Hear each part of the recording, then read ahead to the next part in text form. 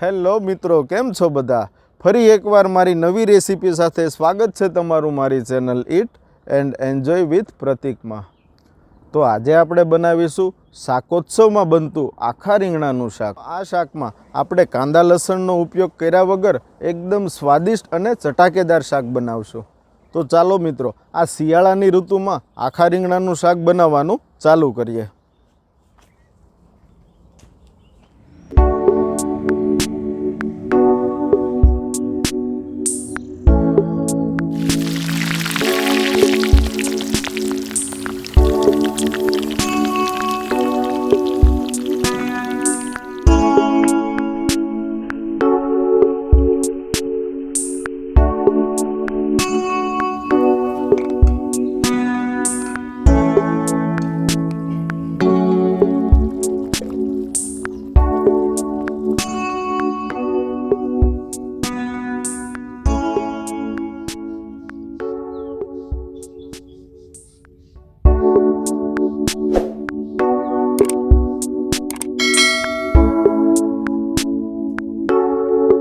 તો મિત્રો, સૌથી પહેલાં આપણે વાડીમાંથી તાજા રીંગણા ઉતારશું.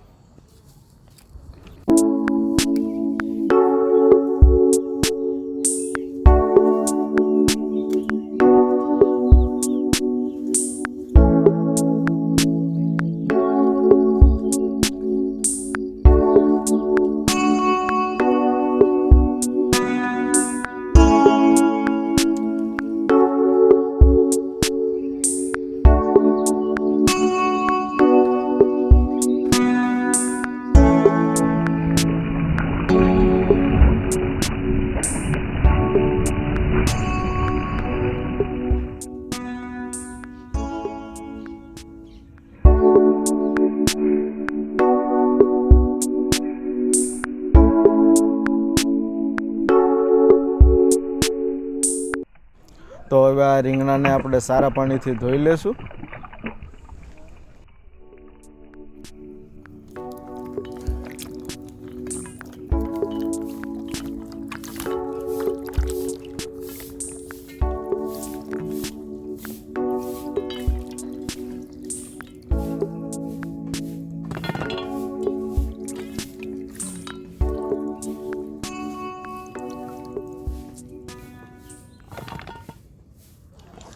તો મિત્રો, રીંગણાને તળવા માટે આપણે તેલ મૂકશું અને તેલ ગરમ થાય ત્યાં સુધી આપણે રીંગણાને સુધારી લેશું.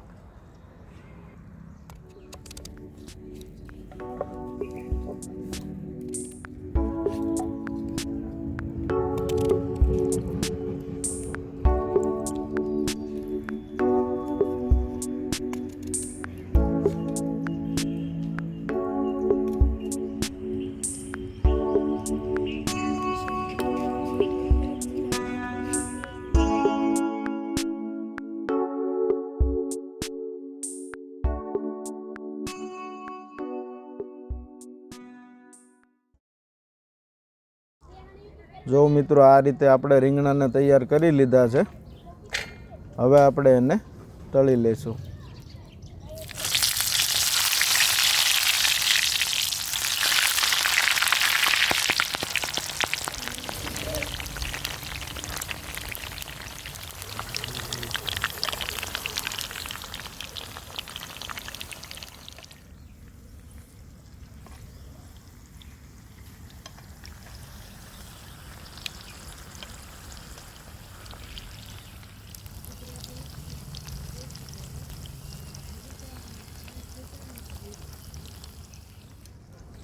તો રીંગણ આપણા તેલમાં તળાઈ ગયા છે. તો હવે આપણે એને કાઢી લેશું.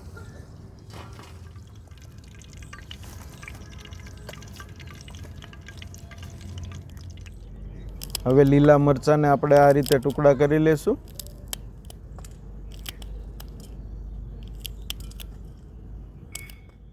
શાકમાં નાખવા માટેની આપણે સામગ્રી તૈયાર કરી છે, એ આપણે જોઈ લઈએ.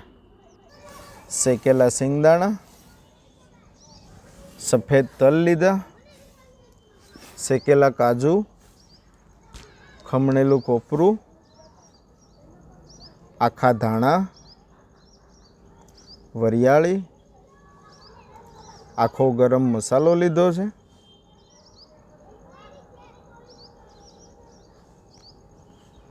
લીલા મરચાં લીધા, લીલી તુવેર, ખાટું મીઠું ચવાણું લીધું, લીલા ધાણા, કાશ્મીરી લાલ મરચું, દેશી ટમેટા, આદુ અને 1 ચમચી ગરમ મસાલો.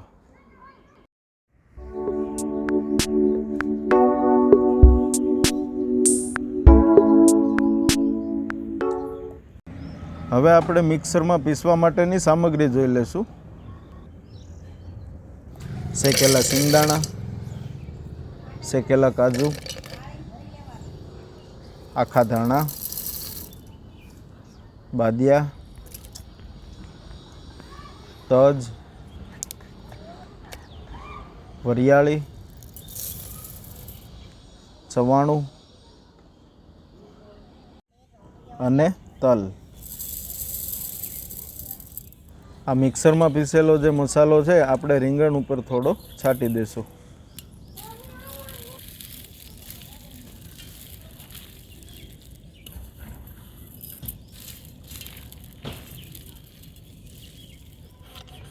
હવે આપણે ટમેટાનું કટિંગ કરી લેશું.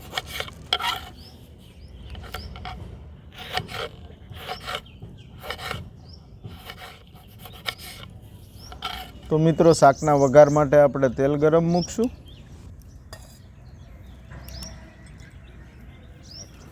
વઘારમાં આપણે આખો ગરમ મસાલો નાખશું. હવે લીલા મરચાં નાખશું.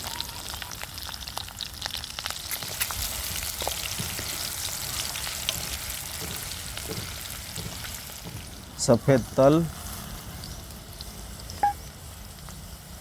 છીણેલું આદુ, આ બધું આપણે બરાબર મિક્સ કરી લઈશું. લીલી તુવેર નાખશું.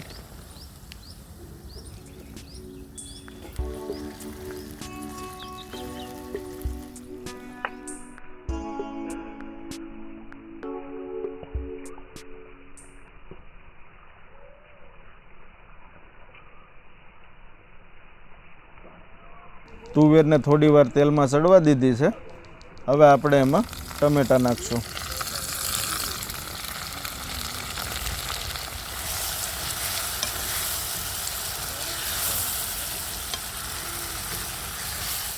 હવે ખમણેલું કોપરું નાખશું. કાશ્મીરી લાલ મરચું, 1 ચમચી હળદર, સ્વાદ પ્રમાણે મીઠું, 1 ચમચી ધાણા જીરું પાવડર. આ બધો મસાલો આપણે મિક્સ કરીને તેલમાં ચડવા દઈશું.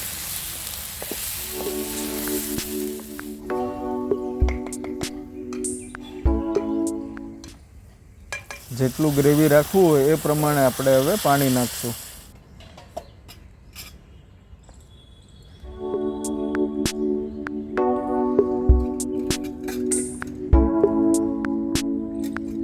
બે ચમચી જેટલો દેશી ગોળ નાખશું.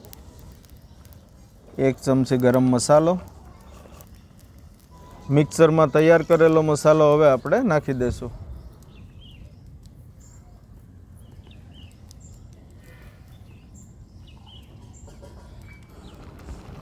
મસાલો મિક્સ કરીને હવે આપણે રીંગણ નાખી દઈશું.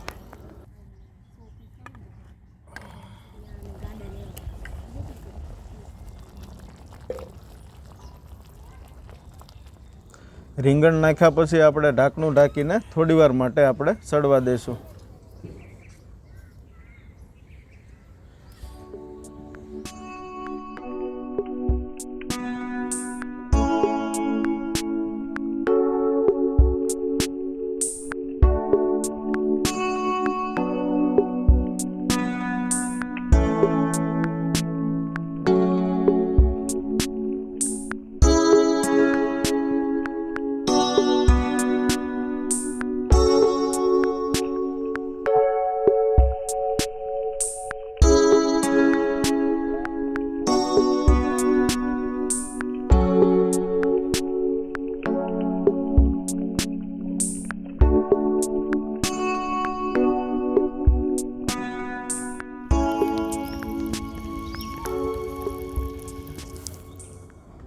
ખટાશ માટે આપણે થોડું લીંબુ નાખશું.